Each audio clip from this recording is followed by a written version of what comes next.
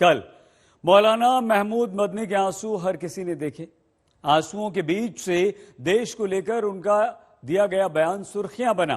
आज सहारनपुर के देवबंद में जब जमीयत उलेमाए हिंद की बैठक शुरू हुई तो मौलाना मदनी ने आंसू के बाद अंकारे बरसा दिए। मौलाना मदनी ने अपनी हर बात में शरीयत को तरजीह दी। चेतावनी भरे अंदाज में जमकर हमला बोला।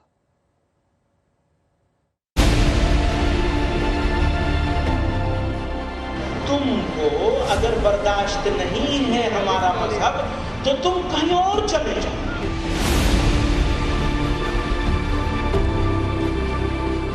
तूने जुल्म ढाए इस कदर, रात कुछ भी ना बाकी बामदर। ये तेरे जुल्म की इंतहा थी, ये मेरे सब्र की इब्तिदा है।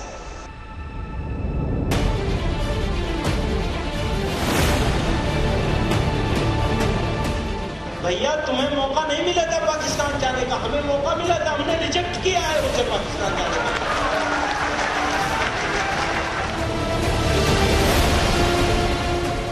जो लोग नफरत का बाजार गर्म कर रहे हैं असल में वो माइनॉरिटी में है। इसे बात कहें, जज्बात कहें, दिल का गुबार कहें, मौजूदा माहौल पर वार कहें, मजहबी जुनून कहें, सियासी बयान कहें या धमकी भरे अल्फाज कहें कुछ भी, पर एक दिन पहले ही आंखों में आंसू लाने वाले, रुंधे गले से मुसलमानों का दर्द बताने वाले मदनी के बोल कुछ ऐसे बदले कि बात दीन ईमान से बढ़ते बढ़ते हिंदुस्तान तक पहुंच गई कि किसका है हिंदुस्तान। मजहब की पसंद नापसंद पर देश छोड़कर जाने वाली बात छिड़ गई। अच्छी तरह समझ लीजिए ये हमारा मुल्क है और जो हमारी जिम्मेदारी है इस मुल्क के लिए वो हम निभाएंगे हर हाल में इंशाअल्लाह। कोई समझौता नहीं होगा उसके। हमारा मजहब अलग है जरूर, हमारा लिबास अलग है, हमारी तहजीब भी अलग है, हमारे खाने पीने का तरीका भी अलग है। और तुमको अगर बर्दाश्त नहीं है हमारा मजहब तो तुम कहीं और चले जाओ।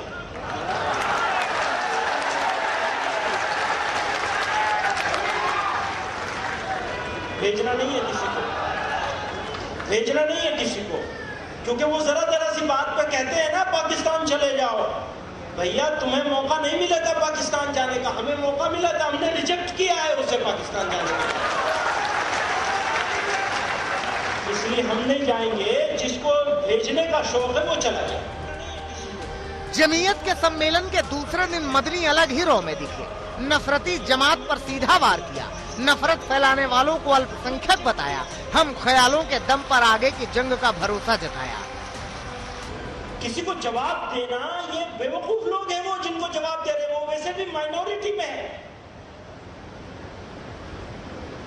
जो लोग नफरत का बाजार गर्म कर रहे हैं असल में वो माइनॉरिटी में है। हम ऑलरेडी मेजॉरिटी में है, इसको पहचान लेना है। और मुल्क की हिफाजत के लिए, मुल्क की तरक्की के लिए, मुल्क में इंसाफ के लिए, बराबरी के लिए, बराबरी के हुकूक के लिए।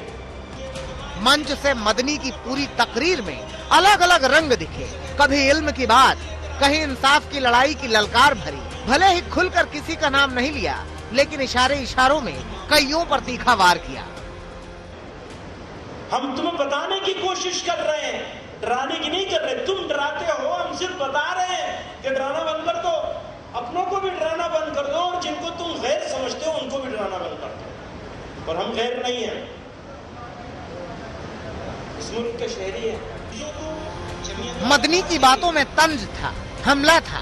ऐसे बयानों से सम्मेलन का ताप बढ़ा तो मदनी का एक और बयान सामने आया। वतन के जर्रे जर्रे से प्यार जताया, मुल्क की तरक्की की दुआ की, जरूरत पड़ने पर कुर्बानी देने तक की बात कह दी। हमें मालूम है कि हम अगर मुल्क की बात करते हैं तो भी बहुत सारे लोगों के पेट में दर्द होता है। अगर वो बात करेंगे राष्ट्र निर्माण की, राष्ट्र की एकता की और अखंडता की, तो वो तो है राष्ट्र धर्म। और अगर हम बात करेंगे राष्ट्र की एकता की, अखंडता की, तो वो है हमारा तंज, भक्ति कसना।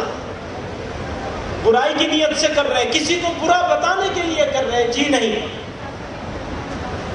हमारा आज़्म है ये, दिखावे के लिए भी नहीं कर रहे हैं, हमारा आज़्म है ये। अगर इस मुल्क की हिफाजत के लिए हमारी जान जाएगी, खून बहेगा, तो ये हमारे लिए सौभाग्य की बात है। जिस जोश में मदनी ने जमीयत के सम्मेलन में ललकार भरी, ठीक उसी अंदाज में पूर्वोत्तर से सांसद बदरुद्दीन अजमल ने अपनी बात कही। मुसलमानों से जाति का हवाला दिया, सरकार को चेतावनी दे डाली। जिनके हाथ में हुकूमत है वो अपने एजेंडे में इस मुल्क को चलाना चाहते हैं और खासकर मुसलमानों को वो उंगलियों पे नचाना चाहते हैं। मैं अहबाब हुकूमत से साफ लफ्जों में ये कहना चाहता हूं जमीयत उलमा के इस प्लेटफॉर्म से, जो मुसलमान अपने बुनियादी हुकूक के मामले में न झुकता है, न कभी झुका है और न झुकेगा। अब बीजेपी ऐसे ही बयानों को लेकर जमीयत पर पलटवार कर रही है, मजलिस की बयानबाजी को बेतुका बता रही है। कुछ लोग जब से ज्ञानवापी का फैसला आया है उसके बाद वोट बैंक को भड़काने के नाम पर बार बार कभी भड़काऊ बातें, कभी बहकाने की बातें और कभी सामाजिक तौर पर सांप्रदायिक तनाव पैदा करने वाली बातें करने में आज कंपटीशन में लगे हुए हैं। और इसी श्रृंखला में चाहे वो कांग्रेस पार्टी हो, चाहे वो ओवैसी भाई हो, चाहे वो तौकीर रजा हो, चाहे वो पीएफआई हो, या चाहे ये जलसा है जिसमें बार बार मुसलमानों को विक्टिम की तौर पर पेश करते हुए एक इस्लामोफोबिया का विक्टिमहुड कार्ड खेला जा रहा है। यूपी के डिप्टी सीएम केशव मौर्य ने ऐसे बयानों पर सवाल उठाए, जमीयत की सोच समझ को कट्टरपंथ पर पीड़ित बताया। कट्टरपंथियों को मुश्किल हो रही, गलत करने वालों को मुश्किल हो रही, बाकी सब यहाँ पे कितना सौहार्द का वातावरण है, सब आपस में मिल करके रह रहे हैं। दंगा मुक्त देश प्रदेश आगे बढ़ रहा है, विकास हो रहा है, गरीब मुसलमानों को भी उत्थान मिल रहा है और हिंदुओं को भी मिल रहा है। या जिनको नहीं पसंद है वही इस प्रकार की बातें करते हैं। किसी को पाकिस्तान जाने की जरूरत नहीं है, इस मादरे वतन में वो रहें, राष्ट्र के मुख्य धारा में आए, भारत के संविधान का सम्मान करें, अदालतों के फैसलों का सम्मान करें, भाईचारा बना के रहें, एकता और अखंडता रहें, सौहार्द बना के रखें, तो कोई भी कुछ नहीं कहेगा। कल उन्होंने कहा कि हमारी सब्र की इम्तिहान हो, मैं कहूंगा बेसब्र हो जाओगे तो परेशानी में पड़ जाओगे। बहरहाल इन बयानों के बीच सबसे ज्यादा गौर करने वाली बात टाइमिंग की है। जब ज्ञानवापी और मथुरा का मुद्दा जोर पकड़ रहा है तो इस दौर में मुसलमानों पर जुल्म के आरोपों का शोर हो रहा है। जमीयत के सम्मेलन से उठी बातों का असर तो आने वाले वक्त में दिखेगा ही, लेकिन ये तय है कि ऐसे बयानों से देश में सियासी ताप और तेजी से बढ़ेगा।